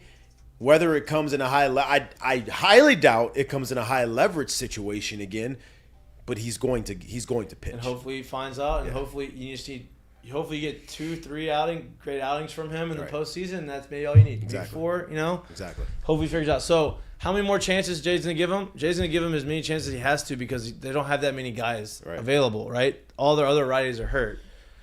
Situation-wise, how many chances is he going to give him in high-level situations? Probably not many right now. He's going to have to earn that right to be able to throw in a situation where he's going to have to throw less strikes. than 3-run ball game, maybe runners on. He may get clean innings. He may get hey, we're up 6-2. Hey, we're down 6-2 in the 7th or later, and now you throw. Don't let it get any bigger than this. That may be where he's at right now. I don't know, but he's going to throw. Yep.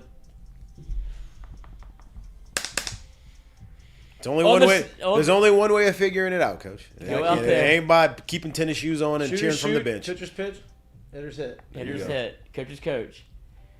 In the same vein, ask him, I already said that. who's Jay going to test start if it's not Coleman? Do you think it's Thatcher. Thatcher? Thatcher's going to start tomorrow. That's my prediction. I mean, Wednesday.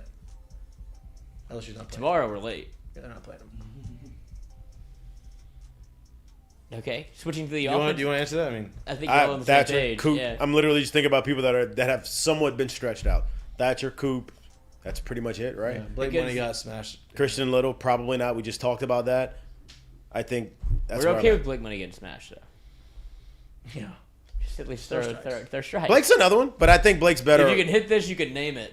I think in these situations he'll be better off kind of being stretched out in the middle of a game somewhere. Yeah. Switching to the offensive end, the Baton Rouge Raven, fire. Nevermore.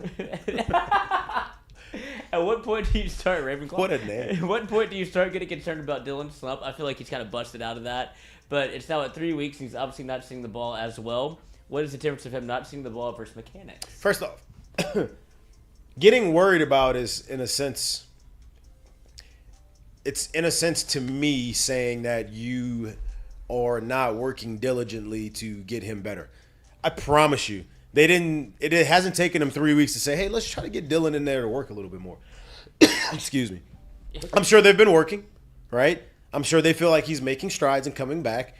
You just have to hope it works out. This is what we talk about in baseball, bro. Like if this happened through the first month of the season and somewhere in those 3 weeks he was like this, you'd be saying, oh, he's not the first round pick. And then if he got hot at the back, and you'd be like, oh, he's the first pick, right? He's slumping now, even though you know he is the back-to-back SEC Player of the Year, first and only to do it, right? You just hope he gets hot again. So there's nothing else you can do. Here's my thing. So he hit 405 in the SEC, even with these 3 weeks of not playing great, quote unquote. The ebbs and flows of baseball are a thing. He hasn't had a slump yet until now, right? And like, the slump's not terrible. He's still getting on base. He's still getting a couple hits here and there. Popped a homer. He's not doing the things that we are accustomed to seeing him, but that's part of baseball, right? I have my theories on it. Part of it is because he got pitched around so much. Sometimes you get a little in between pitches and in between velos by not seeing a lot of pitches and not swinging, and that happens, right?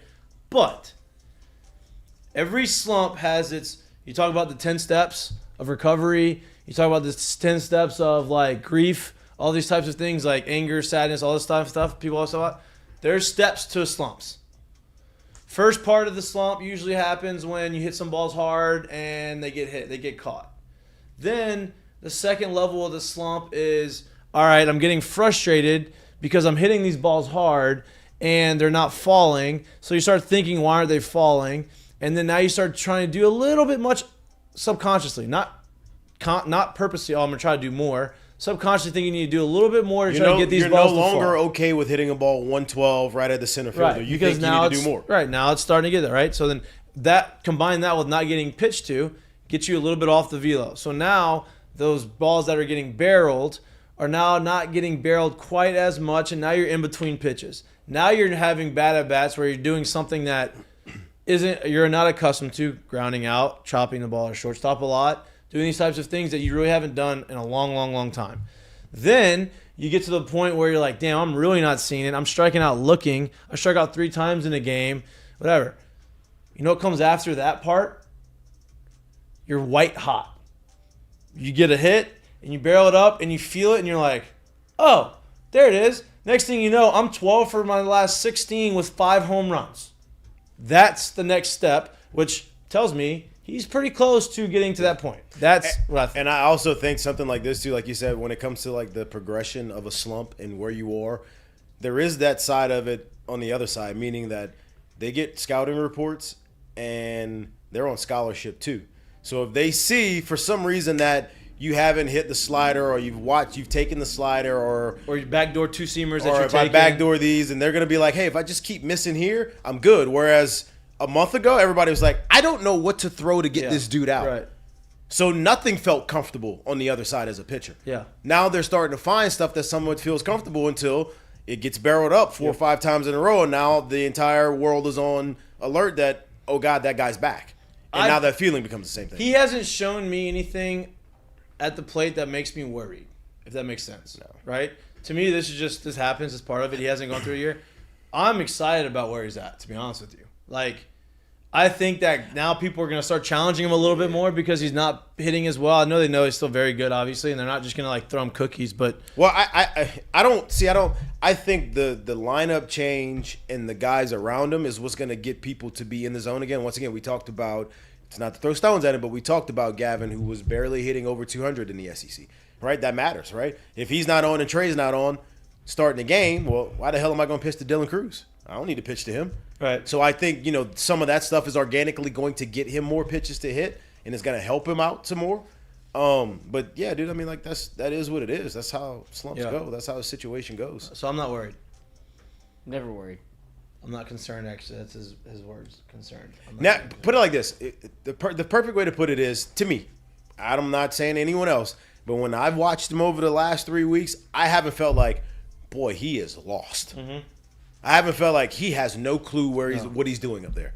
That's a good feeling to have when you're saying someone's going through I just feel like he got a little in between some velos. He's in and between. Now he's about to get back. He's about to get out of it. How hard did he sprint out of the box after that? He knew that was a cannon shot, but he was. No, he didn't know. That's when you know he's not feeling it. Yeah, that's what I'm saying. Like he always runs out the box hard, right? Wouldn't you say? But then for him, it felt like he was taking a little bit of frustration. But your point's even better too. Like, damn, he doesn't know he's not quite feeling what it feels like. Those guys that have swings that are that solid and such a strong base, like him standing there pimping a homer, whatever you want to call it, comes off of literally how you just finish your swing. When you're not going well and you're not feeling the swing, it's not about it came off the bat. He's not that grounded. So when he swung and hit it, his first reaction was out, not really feeling like, I know that's gone. Yeah, exactly.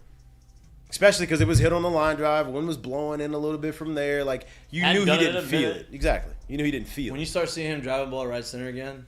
Yeah. It's over. Exactly. Speaking in that same vein, we have 3 more.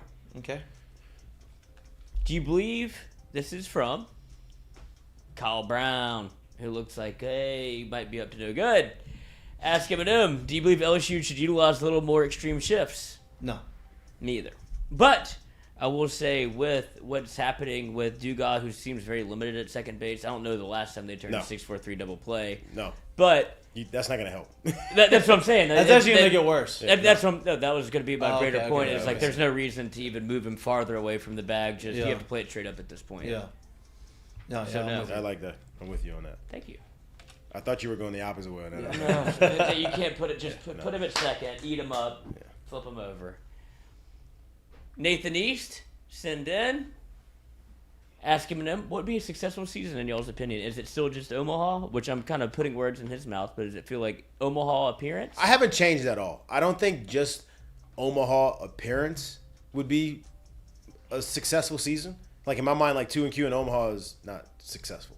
Like I feel like they're a better team than that. Yeah. I feel like really good teams find ways to win games. Yeah. So if you get there and you can't find a way to win a game, like I feel like that's not but I don't, and I've said this from the start of the year, I don't necessarily think it's championship or bust. There's so many things that have to happen. Well, you lost 3 of your top. You lost 3, and that's what I'm saying. Like still to me, if you get there, finding a way to win matters, right? Yeah. So I still do think they have to get there and find ways to win games. Now you do the ultimate thing, obviously that's successful. I just don't. I've said it from the beginning of the year. I just don't know if that's fair. I don't care who you bring in to say like that's what you got to do to be successful. I think getting Omaha obviously is a success. I think for me to consider this team with the hype and the talent they have a successful season, they have to go out there. You don't have to make a run in Omaha. You don't have to win the whole thing. But I think when you get to Omaha, like once you get there, it's anything can happen, right? I find it very hard to believe that they're going to go 2-Q with Paul Skeens on the mound in Omaha. So I believe that getting to Omaha is a successful season, but I believe that they need to win a game or 2 in Omaha. How many do you have to win? You win the first 3, you're in the finals. Yeah, but can I add to this too? Let me just flip this. You get the max amount of days off, which is awesome. I personally think too there's a difference between player/team expectations and fan expectations. Yeah, I would 100% believe that they think that it's like championship or bust. Yep. Outside looking in, come on. It's hard to do. It's hard to do. Hard to realistically look at it like that. That's what's crazy, is that it is so hard to do. You saw it with. Everything else. Arkansas a few years ago. They drop a foul ball out of play, hits the turf. You lose the college. You lose the College World Series. Look, injuries are a thing, dude. Like you have people hurt. We didn't have anybody get hurt. You added a person. Yeah, we added an extra arm. We didn't have anybody get hurt in 2009. Which is rare. Well, Matulis did, but survived that. He was a starter at the time, but we didn't have any of our veteran top guys get hurt. And so that's just, you have to have some sort of luck in that way. Yeah. Last one up. Second to last one up because I like the last one. I have an answer for this, and I think y'all do too. I think it's contingent on two people. Ask Eminem, who's LSU's go-to closer at this point? I think it's Guidry. I think it's Guidry as well. I think he's their go-to Get out of trouble guy. get out of trouble guy. So if that means trouble comes and the threat is in the sixth, there's a high chance you may see him in the sixth. He's shown you can If get it a couple happens in the innings, eighth, high chance you may see him in the eighth, and he's stretched out enough to where he can go back out in the ninth, or if it happens to be that he's not throwing it to the ninth. All right, so if he's a get out of trouble guy in the sixth, who's the closer after that? it's by Thatcher, committee, dude. Probably Coop. Depends that's if the Thatcher's starter. still starting. That's if he my starts, bigger question. if he starts and now he becomes one of those, the three starters, I guess that they use. If he's not out of the pen, you have a bevy of arms that you're just. I think at that point they are trying to match up to get outs. Yeah, me too. How can we get 6 outs? This guy can get these. This guy can get And those. Jay's told us that. in whatever order that may be. That's what I Yeah. think ends up happening at that point. Yeah, Jay's told us that. If I think so, I guess here's the answer. To me, the answer is Gavin. If the situation sets up that way, and if it doesn't, we're matching up to get outs. Yep. We don't have a closer. We're trying to get outs. You don't love that answer. No, that's what it feels like. It's what it feels. That's what it is. But I know. You'd rather have the guy. I'd love the that guy can- that- Have Zach Hess walking out that thing. Yeah. Yeah. Wild thing. All right, last one up. A little fun one from Aiden Hansen. Ask him him best bar on Perkins. Uncle Earl's. I mean, Used to be. I'd have to probably admit. Have you ever been to ZZ's? I just heard of ZZ's. Is it a You know bar? You know who opens ZZ's? Muggsy. Where is it? It's under the overpass, isn't it? I think. What's Murphy's? Murphy's is, it's Murphy's the is old on China Street. Murphy's used to be the old bar, like the old OG bar here before any of us were here, like in the 80s, and it shut down. They reopened it, and like they're trying to make that strip it's on to be a China Street. thing They're again. trying to buy like the next building over to. They're trying. I'm all for that. That's how it should be. That's how it should be. You should That's be able to walk College from. Town. You should be able to walk from campus. Guys, to I the don't bar. go out, so just send in your suggestions in the chat. I mean, look, of I'm too old to the go out there places now. to go. I don't really do that. I never really Like now you indulged have in that. what Chimes, the Revelry, the Murphy's is over there. Murphy's That's is over alright. there. What else is over there? There's different restaurants. But that's Serrano's. The bookstore. There's a secret club through the back. You got to knock twice and do a dance, and they'll let you in. There's a church over there by the fraternity house. There You is. go over there. You got to go through the kitchen of the church to get to the speakeasy. There's a church. It's good. Please don't try that. I would love to see somebody be like, man, I heard. I did steal. There was Ivar's is a. solid. Ivar's is solid. Ivar's you can always get in. I got in the other night. I told you would. I just walked in. Yeah. Barely check it. I like her house. I like girls too. Earl's is a good time. She came by earlier to buy her bar cart, and I totally forgot who she was. The one How? you got So you argument jump with? in the fence. The question is how. Talking about the one you got That's argument the with? beauty of my brain. I Did don't y'all- hold grudges. Did y'all mend the fence? Did she mend the fence? Did she say anything to you? Oh, she goes, oh, I know Lloyd. Oh, so she didn't like you. No. Okay. I burned that bridge, but I'm glad I'd have done it.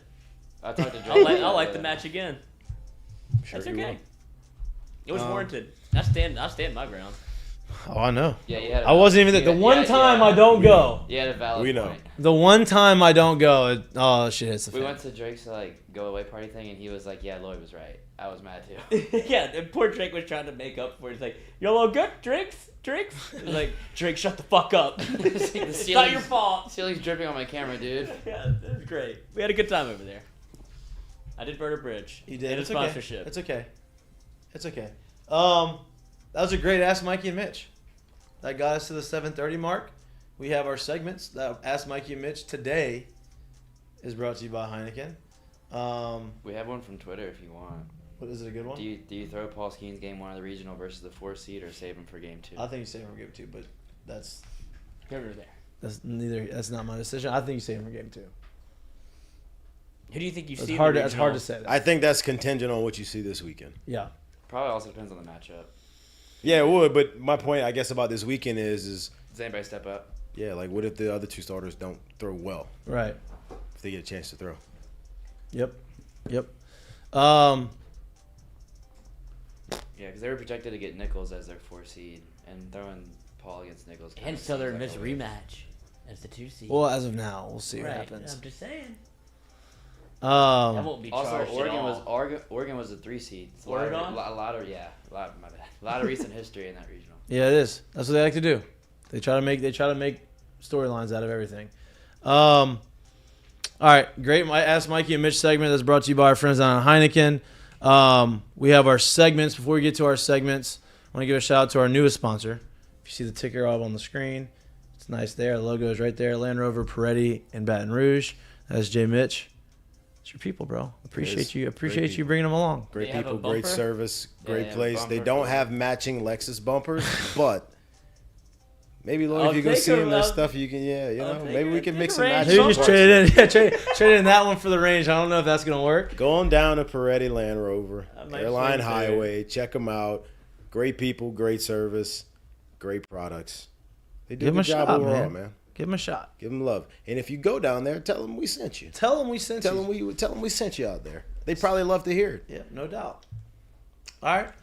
Mistake of the day is brought to you by our friends down at Dozy And if Place. you want to get in Okay, touch there we with Peretti Land Rover of Baton Rouge, contact them for more info, 225-756-5247, or visit them and drive one down. That'll be the last trip you take in that car. There you go. You're going There to you go. Peretti Land Rovers. Flip that thing in. All right. 13934 Airline Highway, Baton Rouge, 70817.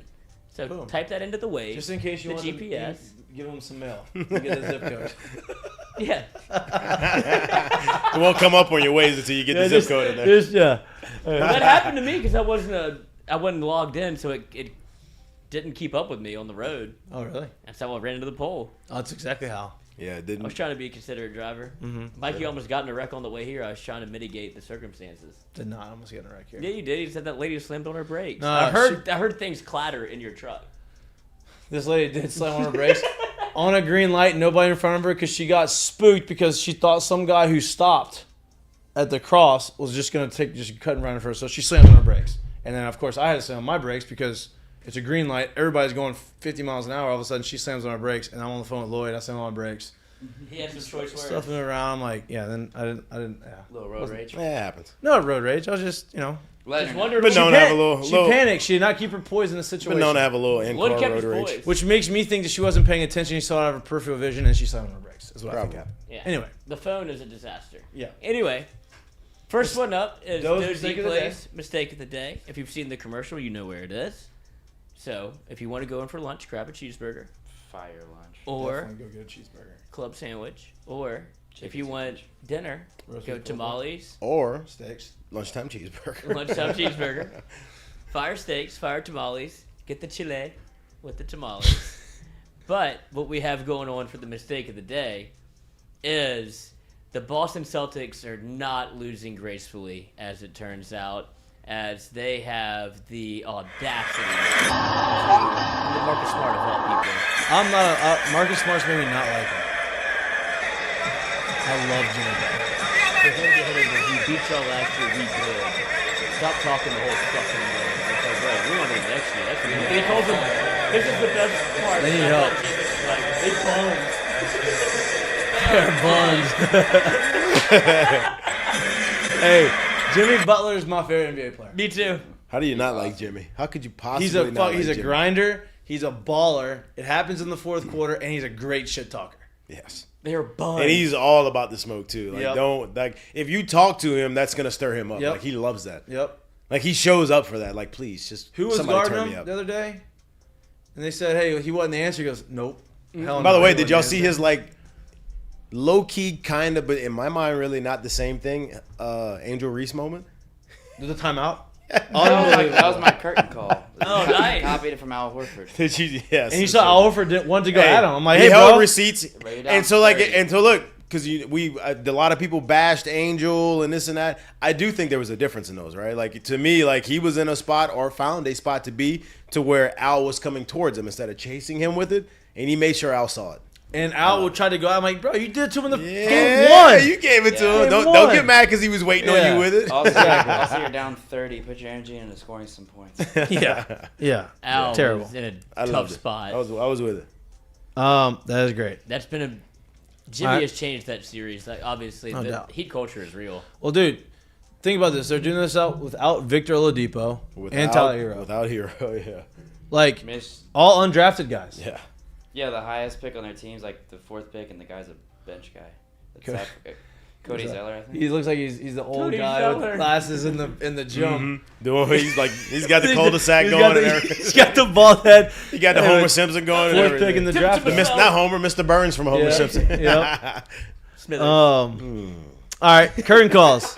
You want to go first? Curtain calls brought to you by our friends down at Assured Partners. And? Me Okay. and me. I'll lead it off. My curtain call is to, since he announced it today, Carmelo Anthony. Retired. See you. Shout out, Carl. Great career. Shout out, Melo. Low key, because people really don't believe it when you hear it come out, but I'm pretty positive he's going to be a first ballot Hall of Famer. No doubt. Class of 26. And you don't realize how damn good he was Yep. like during his career. But Yep. shout out to Melo, 19 years.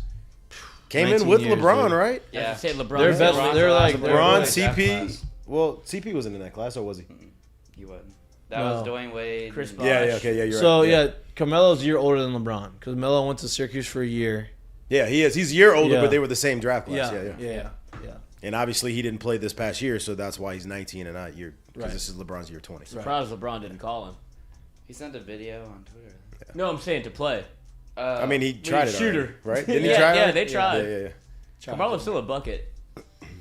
I mean, Sure you He's can always find been out a for bucket, I mean, bro. yeah. Guy problem lived is you as gotta a go bucket. play at defense. That's the problem. He didn't care about that. No. No. Especially not now. Well, at this point in your career, you have to do something. Especially yeah. not now. He ain't doing that. You got one? Mine was the Jimmy Butler Okay. copying Alice. Shout out. I like that one. Lloyd? Wait, actually, I'm gonna add to that because it's just Jimmy Butler in general. Because last year at the press conference, somebody like resurfaced that as soon as they lost, he said, "We'll be back next year and we're gonna win." And now they're Back in that exact same I can't get over the spot. fact that Marcus Smart said we beat y'all last year. Stop talking all that shit. so we're good. Last year, it felt Yeah, I like don't think now. that's how it works, cuz. Boy, that's a tough ticket. To I'm go in your on. neck this Oh, year. we're all right. You We're must be good. really First off, you don't frustrated. have any chips, so it don't really matter it if y'all doesn't beat do me. anything. And I'm in your neck right now, Yeah. this minute. So I Right don't now. care what happened a year ago. You know how Well, frustrated you have to be to bring up last year. That's And- weird. you didn't in the win conference anything? finals. Yeah. Yeah.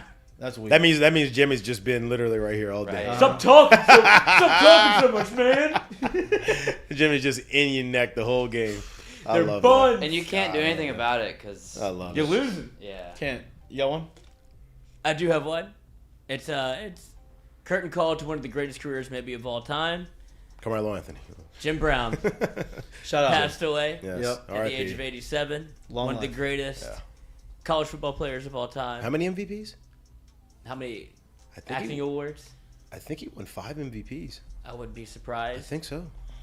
But an all-time NFL player turned activist. Obviously, LeBron has a moment with him where he bows to him. It turns what the league should be and how they should be revered and respected. And I'm obviously a sad day, but he did a lot as an activist for the game. There is a lot of modern day to slightly older than modern day running backs who literally idolize to be Yep.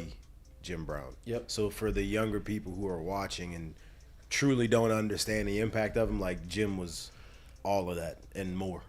So No doubt. Shout out. Three-time NFL Most Valuable Player. I think he Three-time. got beat out for the rushing record by Jimmy Taylor from LSU for 1 year, whenever he had it like 6 straight years or something like that. And he was an all-time lacrosse player. he was not tackling. He wouldn't tackle No. him back in the No. day. No. Shout out. Shout out. All right, my curtain call. I talked about it on the top of the show. PGA Championship, one of the majors, one of the 4 majors in golf, playing in New York. Michael Block. If you don't know him, don't blame Get me to for know not him. knowing him, but get to know him because this story is awesome. Call him for a lesson. He is his club pro. What golf courses do you club at? No, don't play it yet. Don't play it yet. Oh, okay. He's his club pro. He is not on the tour, but he got an exemption to play. He qualified to play in the PGA Championship. So he's playing. Not only does he finish 15th out of the entire field, he made like almost $300,000. But Nice. That's not what Block would do. that's not what he would do. What he would do is he would dunk it for a hole in one, in which he did that, and he But he figures out that it went in the, like, he made it, which is unbelievable to me. Like, Unreal. So I don't want to say like out of body experience almost. No, but where like, it's you just watch everybody high five him. Yeah. This has been great. Like yeah, great shots. Like cool, I guess. It's like bro, you just dunked it. awesome. And Charles Schwab, he gets invited to another PGA event. Someone backed out. They call him and say, "Hey, we couldn't have picked a better person. You know, we love what you represent in the game of golf. We want you to come in here." Now he gets to go to a second PGA Tour. Not only does he get to go to a second PGA Tour, but he qualified by being a top 15. He gets to play in the PGA Championship again next year, which is awesome. So shout out to that guy because he's 45, 46 years old. Yeah. Awesome. And if you don't love watching his golf game, just go watch his interviews. Yeah. The guy's got a lot Yeah. of charisma, and he gets it, man. Yep, gets it. He gets it. he's enjoying every moment of Yeah, it. he is. Yeah. So shout out. That was awesome. Yeah. All right, great show. Enjoy your Monday. Enjoy the rest of your week. We will be in Hoover Quick turnaround. tomorrow. We will be making the long drive. We'll be hanging out together. We're gonna have a show in Hoover. We will keep you updated via Twitter about when the show is going to Could be never. be going on. Yeah, Mikey will send out the tweet. Yeah, I'll send out the tweet. We're gonna send it out. Let you know when the show is going to be aired. We're gonna have a show tomorrow. You're gonna figure it out. We have some logistics we need to handle, but there will be a show, and then we'll have some content for you on Wednesday post game on the way home. But we're looking forward to Hoover. We're looking forward to hopefully seeing some of y'all in Hoover. If y'all see us, come tell us hello. Let's have a drink together. Enjoy the rest of your Monday, and we'll see you at the SC tournament. Peace. See ya. It's way back there, and the show's gone.